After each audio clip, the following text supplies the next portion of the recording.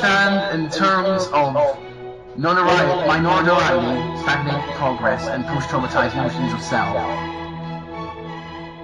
On Friday, I made an appearance on the Tom Leykis show. I've spoken about him in depth before. Actually, he's a neo-conservative, in the same sense that Scotty M defines everything even marginally left of him as communist, in that he's racially egalitarian Fruit Loop, but for some reason promotes the abhorrent homosexuality above a more sensible approach of forced or even voluntary, do the guilt-ridden homosexuals so wish, transitions and circumvention of the problem as conducted by many Eastern and other Muslim Indo-Araboid dictatorships, whether that be ideologically or racially. That even someone like Pat Robinson now kowtows to my position in that regard makes Tom a particularly abhorrent Judeo-sexual Bolshevist. He would honestly vie to see men sodomize themselves and have the other partner sensibly invert their sexological anatomy, thus removing the sodomic signal. But I don't remember that occurring in the Bible, and I've read it a few times, pretty deeply. So it's ironic that his fanbase abhors the perceived faggotization of myself, when Tom's ideology is completely faggotized. Also has certain questions spurred in my mind which I wish to directly focus to examine as Tom's sexuality, but to spare you of the oft-repeated arguments, I won't waste 2,000 words on such discreet and Scotty M. Those observations would be obvious to the point of having blasé concern for the reader's betrayed sense of expectation and predictability. It's a lot of bandwidth that could have gone to better things, as goes for my writing, does the same for his show. Michael Moores, or whatever his second name is, shortly after the show, expressed Troll's regret and engaged a frightfully perverse display of feigned concern at Ryan's purported quote-unquote exploitation, forgetting to keep in mind that Ryan and I had arranged this weeks in advance with my full understanding of the terms involved. Again, Michael thinks he has greater influence in a troll than that which in actuality he possesses. All of them, the Sons of Leykis group fans, that I can't see not being a feces book normal fag, have in common their frighteningly conceited desire to see me institutionalized on such self-servingly hypocritical brubism as it's for their own good. Not knowing it was for the reason of my rather traumatic experience at the psychiatrist's hands that these manifestations of what they perceive to be quote-unquote mental illness have been expedited. Sparing you of many anecdotes relayed to you before, the psychiatrists have a thin veneer of professionality, insofar as they can abuse the privilege not to record their crass pseudo-observational remarks, hiding their glaringly informal chatter, in absolute demeaning of their patients, in bumfuck nowhere mid-central Scotland now, to in the distance of my location from any sensibly metropolitan entity, lessens my surprise, though not by much. It seems they too thought that due to my strategic unimportance as quote-unquote not one of the city elite that they could get away with treating me as impudently as they wished. Ethics apparently thrown out of the window when they can give a particularly contemptuous consideration of your background and justification of their wanton, human, if not illegal, crimes. Still, it's warranted indignation that they had gumptively misphrased quote-unquote aggression as a means of legitimating the shoving of mental retardants down my throat under the false pretense of its antidepressive activity, even though it had none and I was growing miserable on it. Psychopaths tolerate poorly any expression of dismay to their activities. They're actually poorer at keeping up the cognitive dissonance than their non-psychopathic counterparts because they're more prone to interpreting their own emotions in extremes. The neurotypical psychopath has since projected this trait onto the autists, calling it alexithymia, which only they could have had the self-awareness of thought of such a concept and projected it onto a conveniently miscrafted adversarial entity as their deeply begrudged autistic counterparts. I may have combinations of 4 or 5 emotional states at one time, which they had ignored.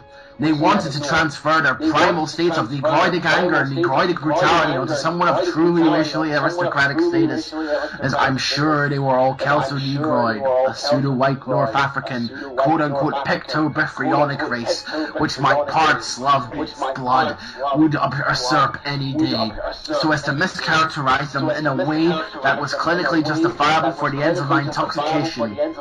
It only lends to attest to their subhumanity that they had desperately vied to subhumanize me psychopharmaceutically, if it had meant confirming their misgivings about autists. So I've gotten no further in obtaining my medical record, which is key to continuing my autobiography. The healthcare system here is collapsing in an alarming place, with the complete dearth of appointment booking availability.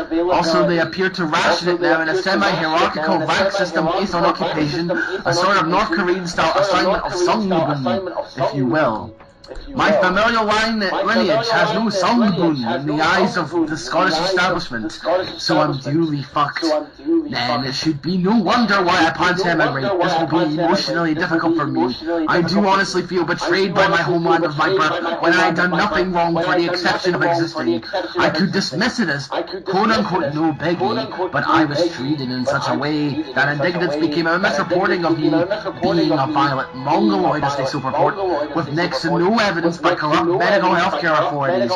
I just wanted to read how they had calumniated me exactly. It makes me shake in my spine, drain, and nervousness, even to think about it. Tears streaming down my eyes inevitably follow. A depression they cause, which they are all too happy to assign in patient-blaming manner, or were at least. The psychiatrist is happy to chalk it up to social circumstance. Thank God. God, looks like it'll take a larger part of my life than it has in the past. At this time, where I'm situated in an inescapable social limbo, His strength will be the guiding light upon my wounds to heal my emotional pain, and I've been investigating semi-rigorously into moderate Christianity.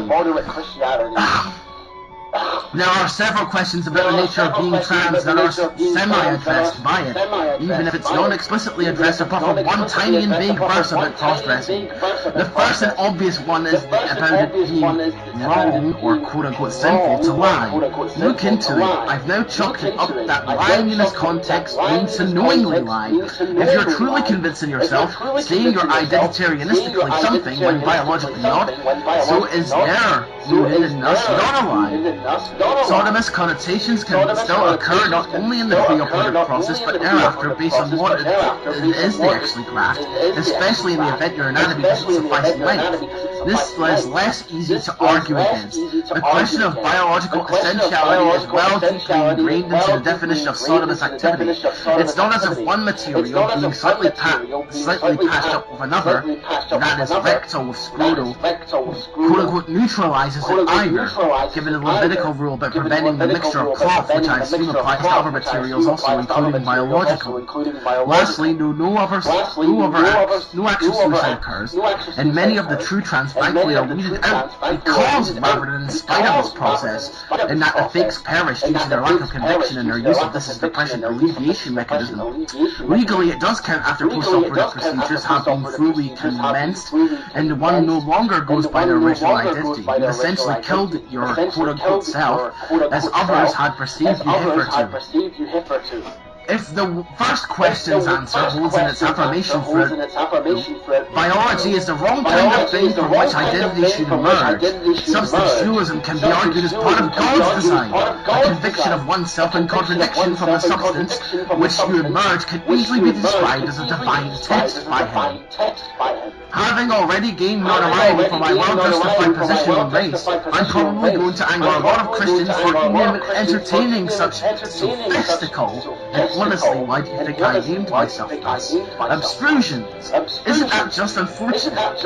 I go in with no intention to offend, but I often end up offended because those who take indignation with my otherwise neutral position end up angry, with the kind of arrogance that has to exist in those who would dispute a position formed with its sincerity, taking to a lie of their own indignation with my views as if they were not sincere, either from the crevices of mental illness or the depths of a murderous psychopath, is how the sons of Leykis have most deliberately misinterpreted them. So it's really their own fault for approaching me as Michael had, spurring like a retard in continuous and rather empty repetition of his appeal to authority fallacy, or as Jaden spewing Nikoi thesaurus like a postmodernist, babbling failed humanities undergrad to know tomorrow.